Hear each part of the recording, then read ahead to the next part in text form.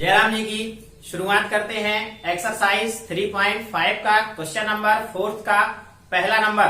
ठीक है, तो यहां तक देखें क्वेश्चन क्या कह रहा है। पहले नंबर तो आप अपनी बुकें खोल लीजिए सब लोग, क्योंकि अभी यहाँ पर ये जो चौथे का पहला नंबर का क्वेश्चन है, यहाँ पर क्या है, हमारे पास इतना स्पेस नहीं है बोर्ड में कि हम वो क्वेश्चन भी लिख दें और इसके ऊपर वाला भी क्वेश्चन लिख दें।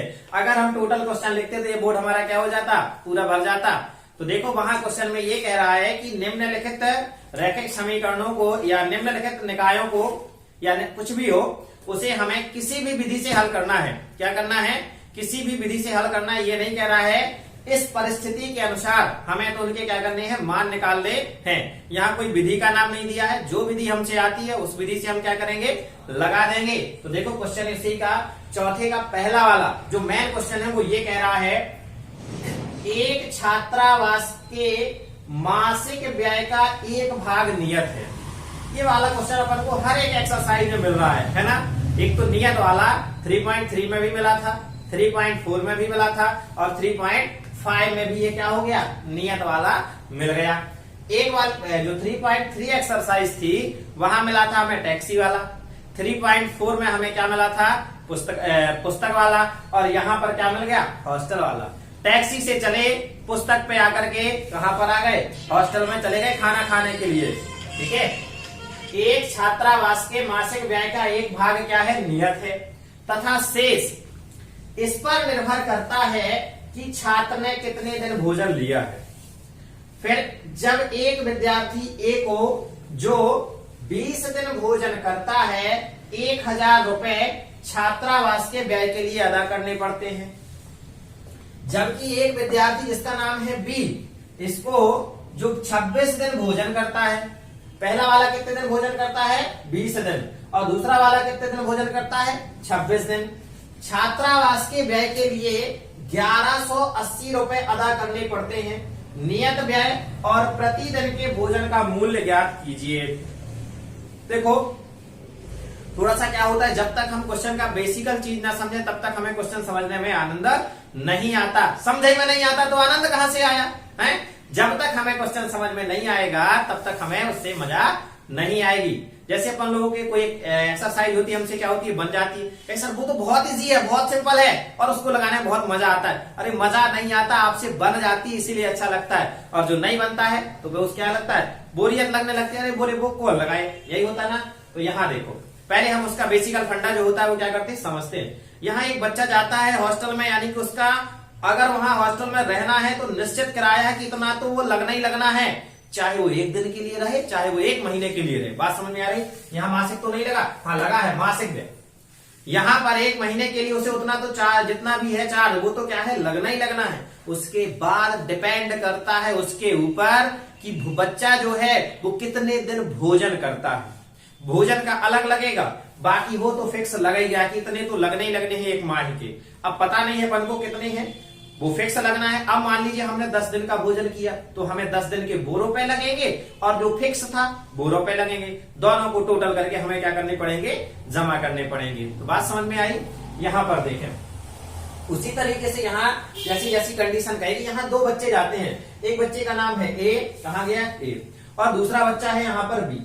एक बच्चा जो है ए, वो क्या करता है, 20 दिन भोजन करता है। कितने दिन करता है, 20 दिन, और 20 दिन भोजन करने के बाद उसे रुपए कितने देने पड़ते हैं, 1000। इसके बाद जो दूसरा स्टूडेंट यानी दूसरा बच्चा विद्यार्थी यहाँ पर है, उसका नाम है बी, वो क्या करता है, 26 दिन क्या करता है, भोजन करता है। कितने दिन भोजन करता है, 26 दिन।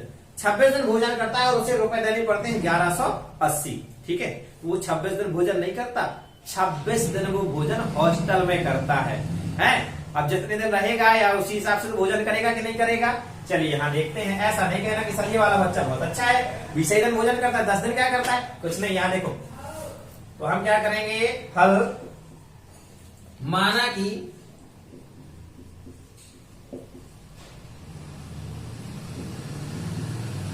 छात्रावास का नियत व्यय,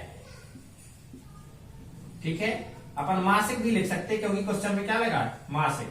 तो नियत मासिक व्यय क्या मान लिया हमने, 100 रुपए, तथा प्रतिदिन भोजन का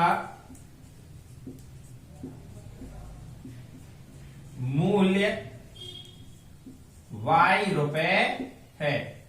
ये हमने क्या कर लिया, मान लिया। नियत हमने x मान लिया और वहां पर जो प्रतिदिन का है उसे क्या मान लिया, y। अब आ जाते हैं अकॉर्डिंग टू क्वेश्चन, यानी प्रश्नानुसार। प्रश्न हमारा क्या कह रहा है? प्रश्न ये कह रहा है कि 20 दिन के लिए भोजन करता है कौन, विद्यार्थी ए, ठीक, और रुपए उसे कितने देने पड़ते हैं, 1000 रुपए। तो देखो यहां पर हम क्या करेंगे, उसे चाहे 20 दिन करे चाहे जितना करे, तो देखो यहां लिख सकते हैं प्रथम शर्त से। क्या लिख दें, प्रथम शर्त से।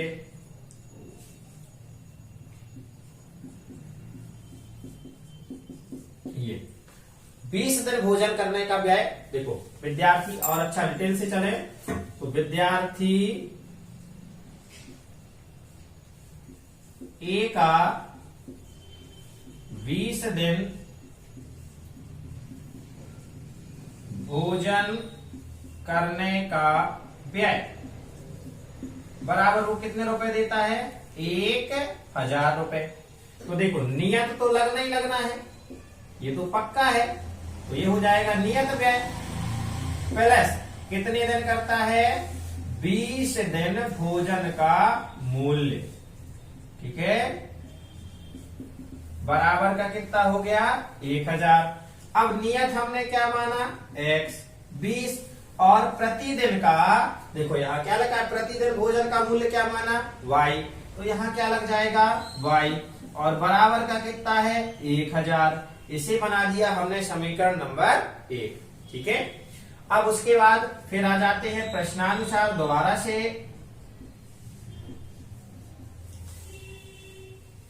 द्वितीय शर्त से, यानी सेकंड कंडीशन इसे बोलते हैं, द्वितीय शर्त से। देखो द्वितीय शर्त में क्या होता है, विद्यार्थी का नाम है बी, ये 26 दिन भोजन करता है। तो देखो यहां लिखा अपन ने, विद्यार्थी कितने दिन, 26, तो ये लिख दिया अपन ने 26 दिन भोजन करने का व्यय बराबर ये जमा करता है 1180। अब यहाँ ये नहीं कहना कि सर आप यहाँ लिखे हो कि 20 दिन भोजन करने का व्यय, तो ये भोजन का बस रुपए है, नहीं, वो नियत तो लगा ही जाना है ना। नियत के साथ साथ वो 20 दिन भोजन करता है, उसका व्यय कितना है, 1000, और ये नियत के साथ साथ 26 दिन भोजन करता है, तो इसका व्यय कितना है, 1180। तो अपन ने लिखा नियत व्यय, देखते चल रहा ऊपर, इस वाले को जो का तो लिखेंगे 20 की जगह पे 26 लिख देंगे, बस नियत व्यय प्लस 26 दिन भोजन का मूल्य बराबर 1180 रुपए। अब देखो नियत तो क्या है हमारा, x प्लस ये 26 और प्रतिदिन का क्या है, y, बराबर का 1180। इसे बना दिया समीकरण नंबर 2।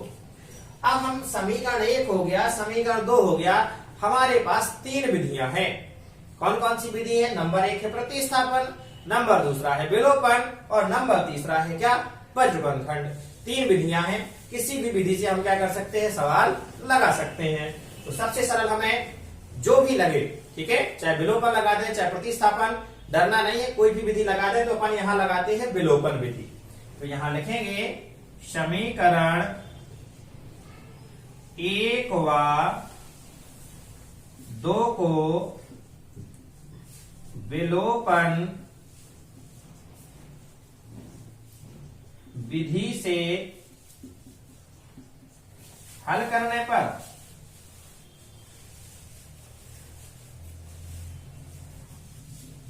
ठीक है, और विलोपन विधि से हल करते हैं तो पहले नंबर हम ये चेक करते हैं कि यहाँ और यहाँ के दोनों संख्यात्मक पद हैं, ये बराबर होने चाहिए, और बराबर नहीं होते हैं तो हम बराबर करते हैं।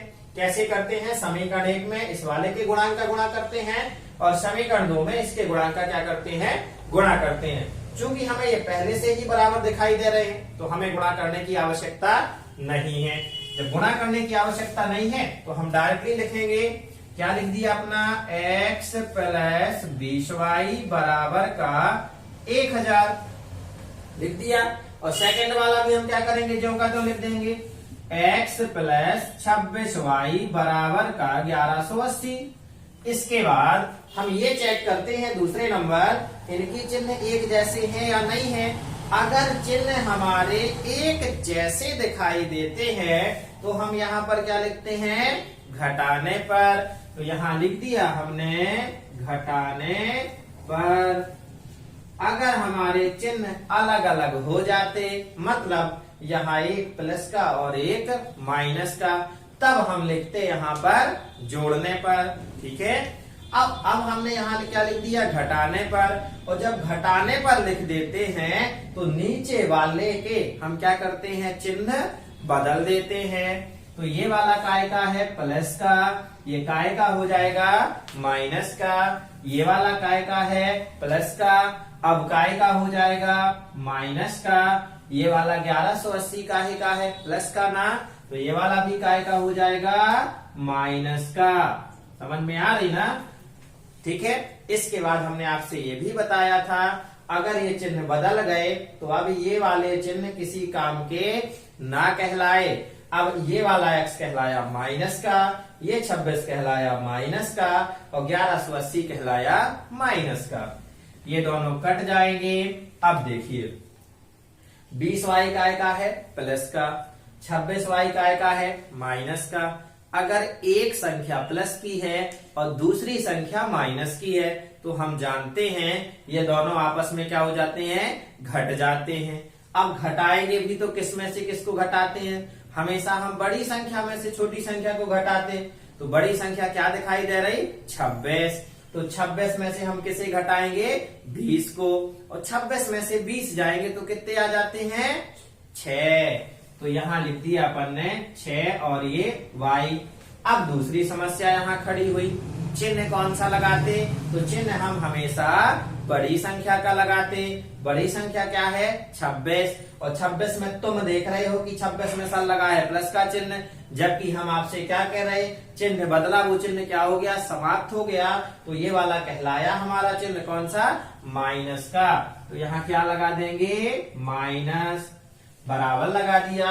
अब यहाँ 1000 प्लस का है और 1180 माइनस का है। तो 1180 बड़ा है, 1180 में से 1000 चला जाएगा तो आ जाएगा 180। अब बड़ा ये है, इसमें भी चिन्ह माइनस का लगा, तो हमने माइनस का चिन्ह क्या किया, लगा दिया। अब ये y बराबर 180 माइनस का, और ये माइनस का 6 आ गया नीचे, तो माइनस से माइनस गया, 6 एकम 6 और 6 × 18, तो y बराबर कितना आ गया भैया, 30। ठीक है, अब जब ये y का मान 30 आ गया तो y का मान समीकरण 1 में रख दें या समीकरण 2 में रख दें, किसी में भी रख सकते हैं। तो हमने लिखा यहाँ पर y का मान समीकरण 1 में रखने पर, ठीक है।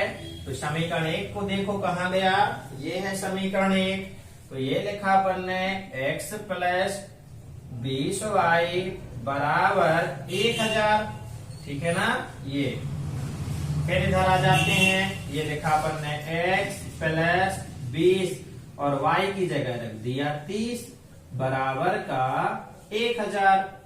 x 0 का 0 हो जाएगा, 2 0 और 3 दूनी 6 बराबर 1000। ये चला जाएगा उधर, तो 1000 ये प्लस का है ना, तो काय का हो जाएगा, माइनस का 600, और 1000 में से 600 जाएंगे तो कितना आ जाएगा, 400।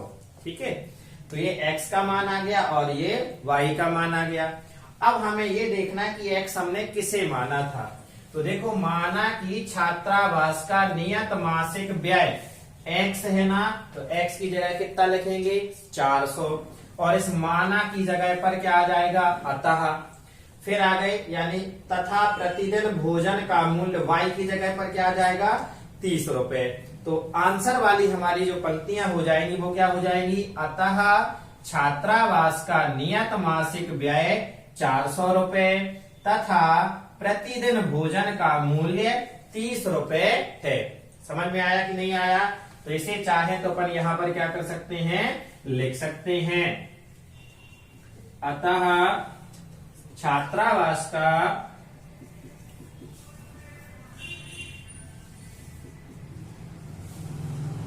नियत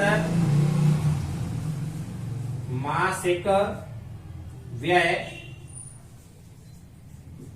400 रुपए तथा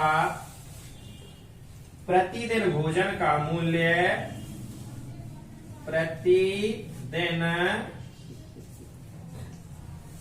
भोजन का मूल्य 30 रुपए है।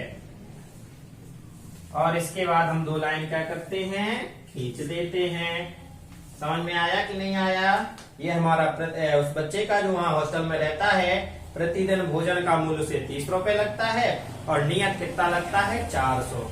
अब अगर आप लोग चाहो तो इस आंसर को क्या कर सकते हो, चेक कर सकते हो कि हमारा आंसर क्या है, कहीं गलत तो नहीं हो गया। और चेक करने के लिए हम क्या करते हैं, कोई एक समीकरण ले लें, चाहे 1 ले लें चाहे 2 ले लें। ठीक है, तो चलो यहाँ हम लिखे दे रहे हैं, यहाँ देखो ये मिटाए दे रहे हैं आप, क्योंकि सवाल हो गया। यहाँ केवल हम आपको जांच करके बताए दे रहे हैं और ये अपन को सभी सवालों में करके देख लेना है, क्योंकि अगर जांच का मतलब है 1 सेकंड, ज्यादा से ज्यादा हमें 4 या 5 सेकंड का टाइम लगेगा और इतने में हो जानी है। और हो जानी है तो हमें पता तो चल जाएगा हमारा आंसर गलत तो नहीं आया। तो देखो यहाँ लिखा अपन ने x + 20y बराबर का 1000। ठीक है, अब देखो x की जगह x का मान रख दो और y की जगह y का। तो x की जगह रख दिया अपन ने 400 और y की जगह रख दिया अपन ने 30 और बराबर का 1000। तो ये हो गया 400 प्लस इन दोनों का गुणा किया तो 600 बराबर 1000 और दोनों को जोड़ दिया तो कितना आ गया, 1000। ये दोनों बराबर दिख रहे, मतलब हमारा आंसर भी सही है। तो ये था हमारा क्वेश्चन नंबर 4 का फर्स्ट। तो मजा आया कि नहीं आया? पढ़ते रहें, मुस्कुराते रहें। मिलेंगे आपसे नई वाली वीडियो में क्वेश्चन नंबर 2 में। जयराम जी की